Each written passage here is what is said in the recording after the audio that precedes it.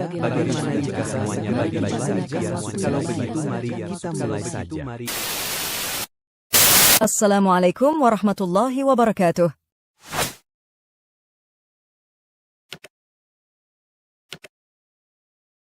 Abdullah bin Rawahah, penyair Rasulullah. Waktu itu, Rasulullah sedang duduk di suatu dataran tinggi di kota Makkah, menyambut para utusan yang datang dari Yatsrib, Madinah, dengan sembunyi-sembunyi agar tidak diketahui kaum Quraisy. Mereka yang datang ini terdiri dari 12 orang utusan suku atau kelompok yang kemudian dikenal dengan sebutan kaum Ansyar, penolong Rasul. Mereka akan berbayat kepada Rasulullah, yang kelak disebut dengan Bayat Aqabah Ula, pertama. Merekalah pembawa dan penyiar Islam pertama ke Yatsrib. Dan bayat merekalah yang membuka jalan bagi hijrahnya Nabi beserta pengikut beliau, yang pada gilirannya membawa kemajuan bagi Islam. Salah seorang dari utusan yang dibayat itu adalah Abdullah bin Rawahah. Ibnu Rawahah adalah seorang penulis dan penyair ulung. Untaian syair-syairnya begitu kuat dan indah didengar. Sejak memeluk Islam, ia membaktikan kemampuan bersyairnya untuk mengabdi bagi kejayaan Islam. Rasulullah sangat menyukai dan menikmati syair-syairnya, serta sering menganjurkan kepadanya untuk lebih tekun lagi membuat syair. Pada suatu hari, Rasulullah sedang duduk bersama para sahabat, tiba-tiba datanglah Abdullah bin Rawahah. Lalu Nabi bertanya kepadanya, "Apa yang kau lakukan jika hendak mengucapkan syair?" Abdullah menjawab, "Kurenungkan dulu, kemudian baru kuucapkan." Ia kemudian mengucapkan syair tanpa pikir panjang. "Wahai putra Hashim, sungguh Allah telah melebihkanmu dari seluruh manusia dan memberimu keutamaan, di mana orang lain takkan iri. Dan sungguh aku menaruh firasat baik yang kuyakini pada dirimu. Suatu firasat yang berbeda dengan pandangan hidup mereka. Seandainya engkau bertanya dan meminta pertolongan kepada mereka untuk memecahkan persoalan, tiadalah mereka hendak menjawab atau membela. Karena itu Allah mengukuhkan kebaikan dan ajaran yang engkau bawa. Sebagaimana ia telah mengukuhkan dan memberi pertolongan kepada Musa." Mendengar itu, Rasulullah gembira dan ridha kepadanya. Beliau bersabda, "Dan kamu pun akan diteguhkan Allah." Ketika Rasulullah sedang tawaf di Baitullah pada Umrah Qadha, Ibnu Rawahah berada di depan beliau sambil bersyair, "Oh Tuhan, kalaulah tidak karena Engkau, niscaya kami tidaklah akan mendapat petunjuk, tidak akan bersedekah dan sholat. Maka mohon turunkan sakinah atas kami dan teguhkan pendirian kami jika musuh datang menghadang. Sesungguhnya orang-orang yang telah aniaya terhadap kami, bila mereka membuat fitnah, akan kami tolak dan kami tentang."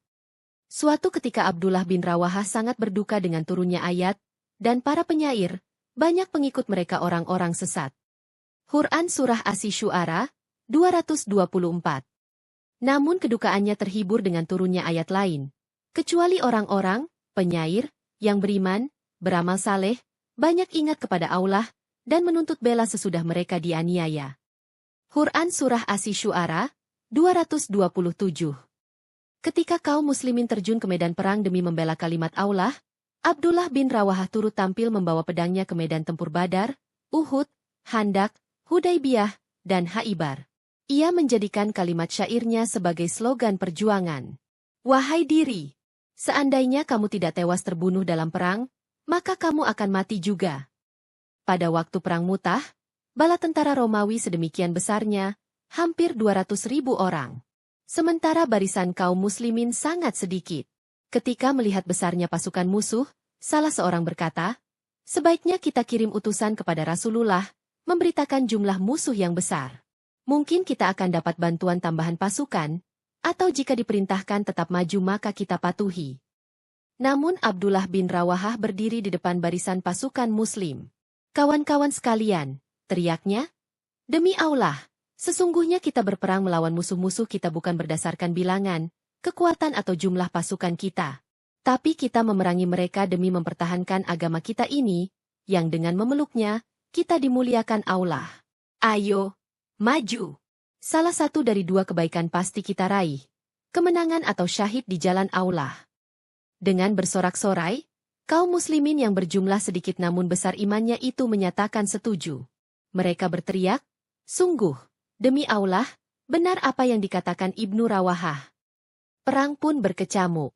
Pemimpin pasukan pertama, Zaid bin Haritsah gugur sebagai syahid.